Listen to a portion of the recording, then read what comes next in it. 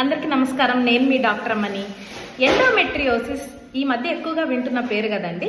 సరే, దీని గురించి మాట్లాడుకుందాం ఈరోజు. ఎండోమెట్రియం అని ఒక పొర ఉంటుందండి, గర్భసంచి లోపల ఉంటుంది. ఆ పొరనే ప్రతి నెల మనకు బ్లీడింగ్ అవుతుంది.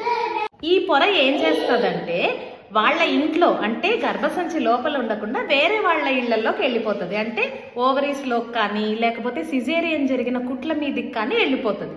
అలా వెళితే దాన్ని ఎండోమెట్రియోసిస్ అంటారు. దాని ప్లేస్లో అది ఉండకుండా వేరే చోట్ల కూడా పెరగడం మొదలు పెడుతుంది అనమాట. ఇప్పుడు పెరిగినంత మాత్రాన మనకేం ఇబ్బంది అంటే, నెల నెల బ్లీడింగ్ అవ్వడం కదా దీని ముఖ్య లక్షణము మనకి ఎండోమెట్రియంకి. సో ఇది బయట ఉన్నప్పుడు ప్రతి నెల పీరియడ్ టయానికి ఈ బయట ఓవరీస్లో ఉన్న చోట కానీ సిజేరియన్ కుట్ల దగ్గర కూడా బ్లీడింగ్ అవ్వడం మొదలు పెడుతుంది.